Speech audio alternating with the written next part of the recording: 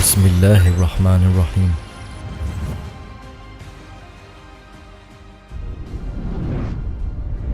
Turkey, once a bastion of Islamic strength, began to fall and destruction reigned everywhere. This was no coincidence, rather a nefarious plot meticulously woven by the disbelievers. As the cataclysmic events unfurled, Israel became more active and increased their operations with unwavering intensity inside Palestine, and audaciously they constructed the Temple of Dajjal. Helpless were the Muslims as they watched in anguish, and all they could do was desperately protest. Then Israel forged alliances with other nations far and wide, spreading corruption like a venomous plague. The United States was amongst their allies and offered its intelligence to aid Israel's diabolical cause. But Russia, ever watchful, perceived the sinister plot unfolding and swiftly forged its own alliances with neighboring nations. The Russian bear embarked upon a relentless pursuit of dominion in the Middle East. And so, the two behemoths clashed in the Middle East, their ambitions set aflame, as if both lusted after the conquest of the entire world. Then America, heedless of restraint, thrust itself into the Middle East, joining hands with Israel and their allies. Together, they clashed in battle against the proxies of Russia, invoking a cataclysmic response from the Russians and its allies. Thus, the embers of World War III were ignited, with the countries of the Middle East serving as the harrowing background and the Muslims as the unfortunate pawns. Amidst the ravages of war, the destruction unfolded with unparalleled ferocity, a spectacle so horrifying that neither the Muslims could withstand the onslaught, nor could any force come to their aid.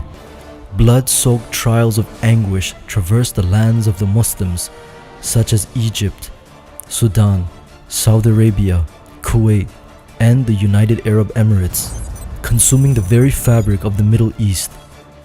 The team of Israel were gaining more and more allies, and some Muslim nations even aligned themselves with either America or Russia. Both superpowers clung to their captured territories, firmly establishing their footholds as they waged a merciless war against one another while slaughtering the Muslims. Amidst the chaos of World War III, a glimmer of hope emerged from the east. The Mahdi had fortified his nation's strength and defenses to protect his Muslim and non-Muslim citizens and refugees prior to the outbreak of the Great War, and waited patiently to strike, expanding his influence as neighboring countries aligned themselves with his noble cause. India, an ally of Israel, maliciously attacked Pakistan, provocatively goading the Mahdi into battle. America, Israel, and several Muslim countries helped India against Pakistan, and thus Pakistan had a large amount of enemies. Surrounded by a multitude of adversaries, Pakistan found itself standing firm against a vast array of enemies who harbored animosity towards the nation. They sought to undermine the strength and resilience of Pakistan, driven by a malevolent desire to extinguish the light of Islam and eradicate the last stronghold of the Muslim Ummah. Undeterred by the overwhelming odds, the Mahdi's faithful warriors braced themselves for battle, reminiscing the ancient battle of Badr, the first strike of the believers against the Mushrik tyrants. Then the Mahdi prays to Allah for help, and so Allah bestows upon Pakistan a fleet of 3,000 black fighter aircrafts, dark banshees of terror ready to unleash devastation. And thus, the war against India begins, igniting Ghazwatul Hind. The enemies of Allah had unknowingly stoked the flames of determination within the hearts of the faithful. With each passing moment, the light of Islam burned even more fiercely, fueling the spirit of the soldiers of Allah. Against insurmountable odds, with the help of Allah, Pakistan emerged triumphant over their enemies.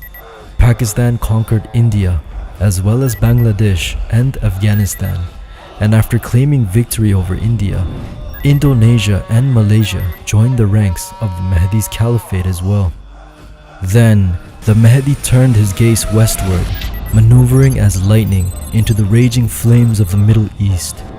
Witnessing this brave display, Russia, America, and their allies united under a new coalition, their combined might converging upon the forces of the Mahdi.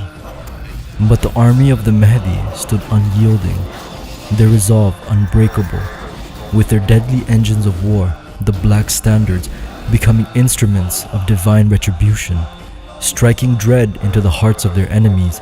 Like an unstoppable storm, the Mahdi's forces surged forth, leaving no opposition unchallenged, no campaign unvanquished. The Russian bear, the American eagle, and their allies succumbed to the fury of the Mahdi's army. By the boundless mercy of Allah, Pakistan emerged victorious, defeating both superpowers in a stunning display of resilience and strength. With the defeat of their foes, Pakistan ascended to the realm of global hyperpower, reclaiming dominion over the Middle East and the Muslim nations, including Palestine, India, and perhaps Al-Andalus.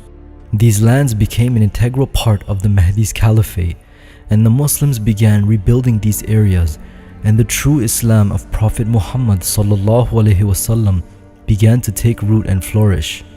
And peace finally prevailed in the very crucible where humanity's greatest war had once raged. Islam eventually made its way into every household, and the true Islam of Prophet Muhammad ﷺ spread all over the world.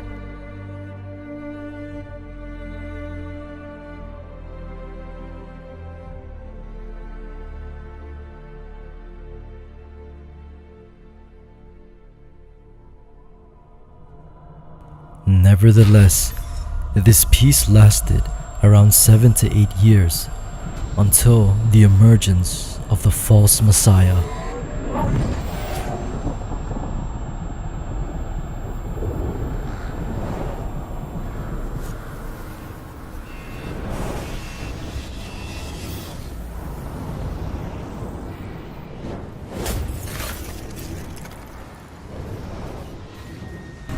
The Jaw.